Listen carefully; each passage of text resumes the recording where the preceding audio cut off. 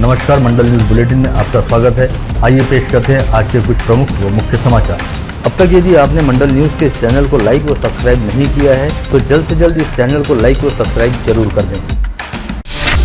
अमरावती महानगरपालिका क्षेत्र में विगत वर्ष साफ सफाई के लिए प्रभाग निहाय की बजाय जोन निहाय ठेका पद्धति अमल में लाने का फैसला लिया गया था और निविदा प्रक्रिया को पूरा करते हुए मार्च 2023 में चयनित ठेकेदारों को वर्क ऑर्डर दिए गए थे। साथ ही उन्हें साफ सफाई के कामों हेतु लगने वाले वाहन खरीदने के लिए मोहलत भी दी गई थी, जिसके तहत पांचों जोन के कुल 3 ठेकेदारों को कुल 132 वाहन खरीदने थे, जिसमें से 84 वाहन 30 दिसंबर तक अमरावती पहुँच चुके थे। वहीं 48 वाहन अब भी नहीं पहुँचे। ऐसे में साफ सफाई के ठेके का काम आज से शुरू नहीं हो पाया। वहीं ठेकेदारों ने मनपा प्रशासन से बचे हुए वाहन खरीदने के लिए 10 जनवरी तक मोहलत बढ़ाकर देने की मांग की, जिस पर अब महानगरपालिका प्रशासन की ओर से अपना जवाब दिया जाएगा। इसी बीच मनपा सूत्रों से मिली जानकारी के मुताबिक यह मामला अब 1 फरवरी तक के लिए टल गया है और इस माह के भीतर तीनों ठेकेदारों को निविदा की शर्तों में उल्लेखित संख्या के मुताबिक साफ सफाई के काम हेतु वाहन उपलब्ध कराने होंगे, जिसके बाद ही जोन निहाय साफ सफाई के ठेके का काम शुरू हो पाएगा। यानी कुल मिलाकर विगत मार्च माह में वर्क ऑर्डर जारी होने के बावजूद विगत 11 महीने से साफ सफाई के जोन निहाय ठेके का मामला जसकर्ता सदर में अटका हुआ है। वहीं साफ सफाई की जोन निहाय ठेका पद्धति के खिलाफ कई लोग हाईकोर्ट में भी पहुंचे हुए हैं। पता चला है कि श्री गोविंदा सफाई कामगार नागरिक संस्था द्वारा जोन क्रमांक 3 के साफ सफाई का ठेका तो उठाया गया है, लेकिन इस संस्था द्वारा अब तक एक भी वाहन नहीं खरीदा गया। वहीं अन्य 2 ठेकेदारों द्वारा भी निर्धारित से कम वाहन खरीदे गए हैं। शहर की प्रतिष्ठित जिजाऊ कमर्शियल सहकारी बैंक के रविवार को हुए हाई प्रोफाइल संचालक मंडल के चुनाव में वर्तमान अध्यक्ष अविनाश कोठाले व उपाध्यक्ष राजेंद्र जाधव तथा उनका जिजाऊ सहकार पैनल अपनी सत्ता कायम रखने में कामयाब रहे। पैनल के कोठाले सहित 10 उम्मीदवार चुन लिए गए। वहीं परिवर्तन पैनल को पूर्व अध्यक्ष अरविंद गावंडे सहित 5 संचालक पदों पर संतोष करना पड़ा। इस बैंक के चुनाव पर पूरे जिले की निगाहें लगी हुई थी। चुनाव अधिकारी व जिला उप निबंधक शंकर कुम्हार द्वारा सुयोग मंच कार्यालय में हुई मतगणना पश्चात घोषित नतीजों से साफ हो गया कि बैंक में कोठाले व उनके जिजाऊ सहकार पैनल की सत्ता कायम है। जिजाऊ बैंक चुनाव में रविवार को 19 केंद्रों पर वोटिंग कराई गई थी, जिसमें लगभग 69% मतदान हुआ था। वहीं आज सवेरे 10 बजे रुक्मिणी नगर के सुयोग मंगल कार्यालय में मतगणना शुरू की गई, जिसके तहत सबसे पहले शहर के 9 केंद्रों की मत पत्रिकाओं को मिक्स करते हुए उसके गट्ठे बनाकर प्रत्याशियों के प्रतिनिधियों के सामने गिनती की गई। मतपत्रिका रहने पर भी अनेक वोट एक दूसरे के आक्षेप के कारण रद्द घोषित किए गए और अवैध वोटों की संख्या सैकड़ों में रही, जबकि 5 निर्वाचन क्षेत्र में संचालक निर्वाचित होने और चूक जाने का अंतर काफी कम रहा। मतगणना केंद्र में बैलेट पेपर को सबसे पहले मिलाना, फिर दोनों पैनल के प्रतिनिधियों से एक-एक वोट के वैध व अवैध रहने के बारे में आपत्ति सुनना तथा उनकी गिनती कर गट्ठे बनाना आदि कामों की वजह से महज कुछ हजार वोट गिनने में भी कई घंटों का समय लगा। जिजाऊ बैंक के चुनाव में भाजपा में बड़े पदों पर रह चुकी किरण महल्ले व सुरेखा लुंगारे का संचालक बनने का सपना चूर हो गया। महल्ले को 2013 व लुंगारे को 1990 वोट मिले। वहीं महिला आरक्षित सीट से जिजाऊ सहकार पैनल की पल्लवी बराबदे 2430 तथा परिवर्तन पैनल की वैशाली गोड़दे 2071 वोट प्राप्त करते हुए संचालक निर्वाचित हुई। अन्य पिछड़ा वर्ग क्षेत्र से परिवर्तन पैनल को लीड कर रहे अरविंद गावंडे ने 2359 वोट प्राप्त कर बाजी मारी। घुमंतु स्वतंत्र जाति निर्वाचन क्षेत्र से जिजाऊ पैनल के सुनील चावले 2403 वोट लेकर विजयी रहे। वहीं परिवर्तन पैनल के वासुदेव जाधव को 2168 वोट मिले। अनुसूचित जाति व जनजाति हेतु आरक्षित सीट से स्वप्निल वावरे ने 2224 वोट लेकर संचालक पद का चुनाव जीता। इस सीट पर परिवर्तन पैनल के प्रमोद तलवारे 2183 वोट हासिल कर पाए।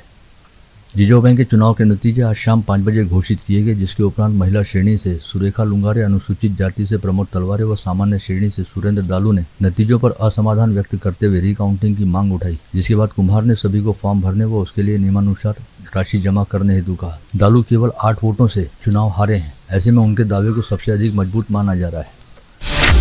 कल रात घड़ी के खटों ने जैसे ही 12 बजे का समय दर्शाया, वैसे ही वर्ष 2023 इतिहास में जमा हो गया और वर्ष 2024 का सफर शुरू हो गया। साथ ही शहर सहित जिले में पूरा वातावरण हैप्पी न्यू ईयर की आवाज से गुंजायमान हो उठा। इस समय शहर सहित जिले में विभिन्न चौक चौराहों पर उत्साही लोगों ने जमकर आतिशबाजी करते हुए नए साल के आगमन का जश्न मनाया। नए साल का स्वागत करने हेतु कल रात भर जिले में विभिन्न बार व क्लबों में पार्टी चल रही थी, जहाँ पर धूम धड़ाके वाले संगीत के साथ जाम छलक रहे थे। वहीं दूसरी ओर कई लोगों ने मंदिरों से धार्मिक स्थलों और पर्यटन स्थलों पर हाजिरी लगाते हुए नए साल का स्वागत किया। इसके साथ ही देर रात से मोबाइल फोन पर फोन कॉल, SMS व व्हाट्सएप मैसेज के जरिए एक दूसरे को बधाइयां देने का सिलसिला भी शुरू हुआ।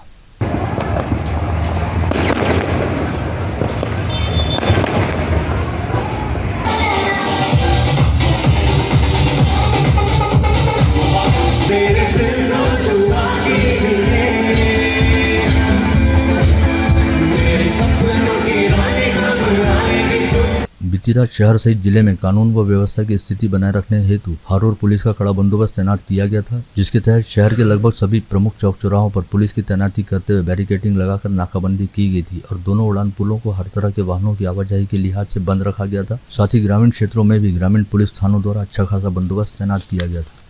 बीती रात 31 की नाइट में रात भर चलने वाली पार्टियों तथा शहर में होने वाले हुड़दंगों को ध्यान में रखते हुए शहर के चप्पे चप्पे पर पुलिस बंदोबस्त तैनात करने के साथ ही बंदोबस्त का जायजा लेने हेतु शहर पुलिस आयुक्त नवीन चंद्र रेड्डी रात भर ऑन रोड रहे और उन्होंने शहर के अलग अलग चौक चौराहों का दौरा करते हुए वहां पर लगाए गए बंदोबस्त की समीक्षा की। नवीन वर्षाच्या आगमनाप्रित्यार्थ अमरावती शहरात सर्व ठिकाणी बंदोबस्त लावण्यात आलेला आहे। बऱ्याच ठिकाणी चेकिंग सुरू आहे, नाकाबंदी करून चेकिंग करण्यात येत आहे। कोणी दारू पिऊन गाडी चालवत असेल तर त्याची तपासणी करण्यात येत आहे।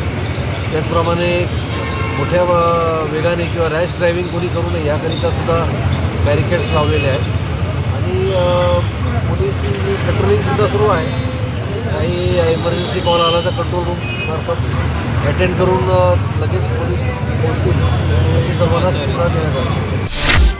बीती रात ऑन रोड ड्यूटी पर तैनात शहर पुलिस आयुक्त नवीन चंद्र रेड्डी की प्रमुख उपस्थिति के तहत राजापेट थाने में नववर्ष के स्वागत हेतु राजापेट थाना पुलिस द्वारा एक कार्यक्रम आयोजित किया गया था, जहां रात 12 बजे आयुक्त रेड्डी ने अपनी पत्नी वाणी रेड्डी के साथ उपस्थित रहकर अपने हाथों से केक काटा तथा कार्यक्रम में उपस्थित सभी लोगों को नए साल की बधाई दी।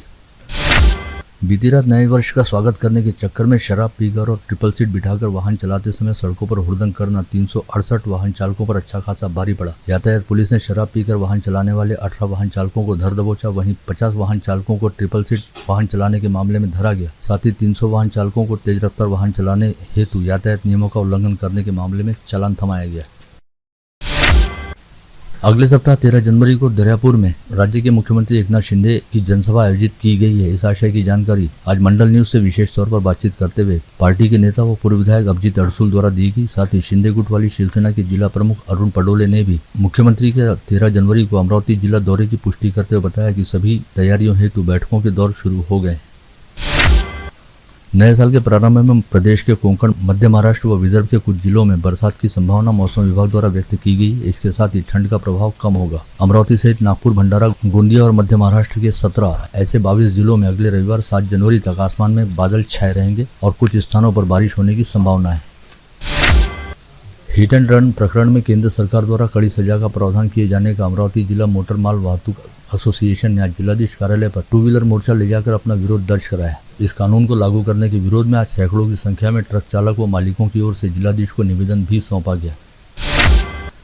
वहीं केंद्र सरकार द्वारा प्रस्तावित कानून का विरोध करते हुए आज ट्रक मालिकों के साथ ही टैंकर चालक भी राज्यव्यापी हड़ताल में शामिल हो गए हैं और राज्य के किसी भी ईंधन आपूर्ति डिपो से आज पेट्रोल व डीजल के टैंकर नहीं निकले, जिसकी वजह से अमरावती शहर व जिले सहित समूचे राज्य में पेट्रोल व डीजल की किल्लत पैदा होने का खतरा बन गया है। ऐसे में संभावित किल्लत को ध्यान में रखते हुए आज शहर के विभिन्न पेट्रोल पंपों पर अपने अपने वाहनों की टंकी फुल कराने हेतु वाहन धारकों की अच्छी खासी भीड़ दिखाई दी। जानकारी के मुताबिक टैंकर चालकों की हड़ताल करीब 3 दिनों तक चलेगी और इस दौरान पेट्रोल व डीजल की आपूर्ति का नियोजन बुरी तरह से गड़बड़ा सकता है।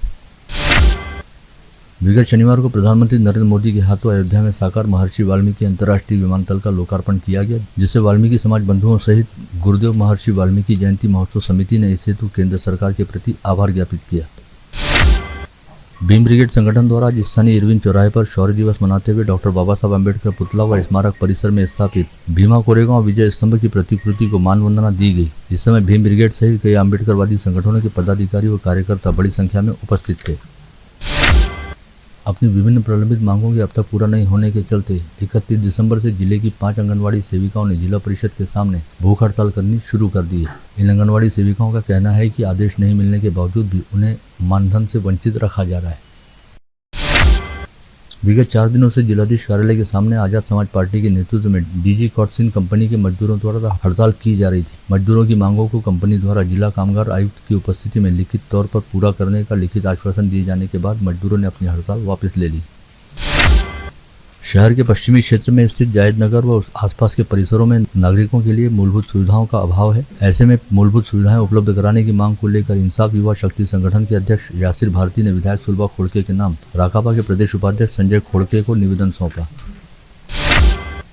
धारनी शहर में गरीबों व जरूरतमंदों को पहनने लायक कपड़े व उपयोगी वस्तुएं मिल सके, इसके लिए हजरत टीपू सुल्तान मल्टीपर्पज फाउंडेशन की ओर से धारनी में नेकी की दीवार स्थापित की गई है, जिसका उद्घाटन गत रोज क्षेत्र के विधायक राजकुमार पटेल के हाथों समारोह पूर्वक किया गया।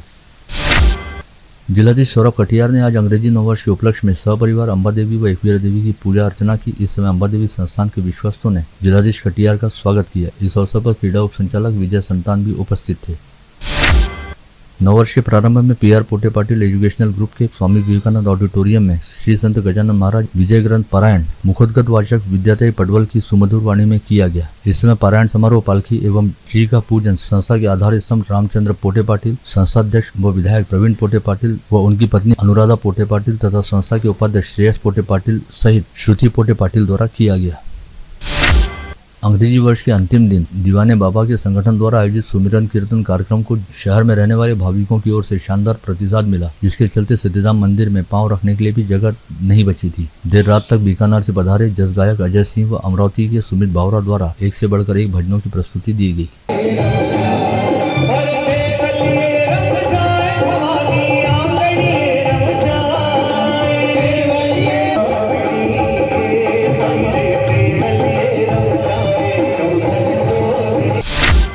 अयोध्या राम जन्मभूमि से न्यास द्वारा जन जन को अक्षत यानी चावल देकर प्राण प्रतिष्ठा समारोह के लिए निमंत्रित करने हेतु अक्षत कलश का रविवार को शहर के विभिन्न भागों में बड़े उत्साह के साथ पूजन किया गया। साथ ही राम दरबार की पालकी शोभा यात्रा निकालकर आनंद भी व्यक्त किया गया। परकोट के भीतर लक्ष्मी नारायण संस्थान से निकाली गई पालकी यात्रा में सैकड़ों की संख्या में महिलाओं सहित राम भक्त शामिल हुए। गत रोज जैन समाज द्वारा अमरावती में श्री सिद्ध चक्र महामंडल विधान का आयोजन किया गया था, जिसके समापन पश्चात अमरावती से भातकुली तक भव्य पदयात्रा का आयोजन किया गया, जिसमें हजारों जैन समाज बंधुओं ने शिरकत की। जिसमें भगवान के रथ को अमरावती से भातकुली तक जय जिनेन्द्र ग्रुप के संचालन में सभी पदाधिकारियों और सदस्यों ने धोती दुपट्टा पहनकर 17 किलोमीटर तक अपने कंधों पर खींचा। स्वास्थ्य के संदर्भ में जन जागृति करते हुए आदर्श उपक्रम चलाने वाले योग शिक्षक प्रभु डांगे अयोध्या में 22 जनवरी को होने जा रहे रामलला की प्राण प्रतिष्ठा समारोह में सहभागी होंगे, जिसके लिए वाशिम तहसील के पारडी तांडा परिसर से वे अयोध्या के लिए साइकिल पर सवार होकर रवाना हो चुके हैं और वे 1041 किलोमीटर का सफर साइकिल से पूर्ण करेंगे। विगत 23 दिसंबर को कोंडेश्वर के ईट भट्टी परिसर में मृत पाए गए युवक के शव का पोस्टमार्टम कराते हुए शव को अगले 3 दिनों तक शिनाख्त हेतु शवागार में रखने के बाद बडनेरा पुलिस ने उसे लावारिस मानकर उसका अंतिम संस्कार करा दिया था। लेकिन गत रोज उक्त मृतक के परिजन सामने आ गए, जिन्होंने पुलिस पर लापरवाही का आरोप लगाते हुए कहा कि पुलिस ने इस बारे में उन्हें कोई सूचना ही नहीं दी, जबकि उन्होंने 24 दिसंबर को ही युवक के लापता होने के बारे में कोतवाली पुलिस थाने में शिकायत दर्ज कराई थी। बीती रात सिटी कोतवाली सहित बडनेरा पुलिस थाने में हंगामा मचाने के साथ ही संतप्त परिजन आज दोपहर नवीन चंद्र रेड्डी से मिलने शहर पुलिस आयुक्तालय पहुंचे, जहां पर उनकी शहर पुलिस उपायुक्त सागर पाटिल सहित बडनेरा व सिटी कोतवाली के थानेदारों के साथ चर्चा हुई। इस समय पुलिस अधिकारियों ने तहसील प्रशासन के साथ मिलकर तमाम कार्रवाई पूरी करते हुए संबंधित परिवार को मृतक का शव वापस दिलाने का आश्वासन भी दिया। अंतर्गत देशमुख लॉन के पास वृंदावन कॉलोनी में रहने वाली सिद्धि पाटिल नामक 7 वर्षीय बच्ची शनिवार की रात 9 बजे के आसपास अपने घर की ऊपरी मंजिल पर स्थित कमरे में खेल रही थी और झूले पर झूलते समय झूले की रस्सी से सिद्धि के गले में अचानक फांसी लग गई, जिससे दम घुटकर उसकी मौत हो गई। दरियापुर तहसील के खिलोरी खेत परिसर में कपास की बिनाई कर रहे मजदूर दंपत्ति के 6 वर्षीय बच्चे विजय दिनेश निखाड़े को तेज रफ्तार 4 पहिया वाहन ने जोरदार टक्कर मारी, जिसकी वजह से 6 वर्षीय बच्चे की मौके पर मौत हो गई। यह हादसा कल रविवार 31 दिसंबर की शाम 5 बजे घटित हुआ। गाड़गेनगर व कोतवाली पुलिस थाना क्षेत्र में गत रोज 2 अलग अलग स्थानों से 2 दोपहिया वाहन चुरा लिए गए। दोनों थानों की पुलिस मामले की जांच कर रही है। समता कॉलोनी स्थित कैलाश देशमुख वाचनालय के पास से पांडेव रौराले का दोपहिया वाहन चोरी हो गया था, जिसे लेकर गाड़गेनगर पुलिस जांच कर रही है। वहीं कोतवाली पुलिस थाना क्षेत्र अंतर्गत फ्लाईओवर के नीचे से गत रोज नीलेश पडोले नामक व्यक्ति की होंडा एक्टिवा किसी अज्ञात व्यक्ति ने चुरा ली थी, जिसकी शिकायत मिलते ही कोतवाली पुलिस ने तुरंत जांच शुरू की और नौसारी परिसर के एक होटल में रहने वाले सातेंद्र रजक नामक मध्य प्रदेश निवासी युवक को अपनी हिरासत में लिया, जिसके पास से नीलेश पडोले की होंडा एक्टिवा सहित किसी अन्य वारदात में चुराई गई हीरो स्प्लेंडर को भी बरामद किया गया। कोल्हापुरी गेट पुलिस थाना क्षेत्र अंतर्गत स्वाभिमान नगर में रहने वाले महाजन के बंद घर को निशाना बनाते हुए किसी अज्ञात व्यक्ति ने नगद रकम और सोने के आभूषण मिलाकर 22,500 रुपए का माल चुरा लिया था। मामले की जांच करते हुए कोल्हापुरी गेट पुलिस के डीबी पथक ने नयन गोड़दे नामक आरोपी को सेंधमारी के मामले में गिरफ्तार किया, जिसने अपना अपराध कबूल कर लिया। नयन गोड़दे के पास से पुलिस के पथक ने चोरी का माल भी बरामद किया। कोल्हापुरी गेट पुलिस थाना क्षेत्र अंतर्गत कांडलकर प्लॉट निवासी दीपा तायडे नामक 20 वर्षीय युवती विगत 16 दिसंबर की शाम 6 बजे से लापता है, जिसके बारे में कोई भी जानकारी रहने पर पुलिस को सूचित करने का आह्वान कोल्हापुरी गेट पुलिस द्वारा किया गया है। चैनल को लाइक करें, शेयर करें और हाँ, सब्सक्राइब करना ना भूलें। कल होगी आपसे फिर मुलाकात, तब तक के लिए धन्यवाद।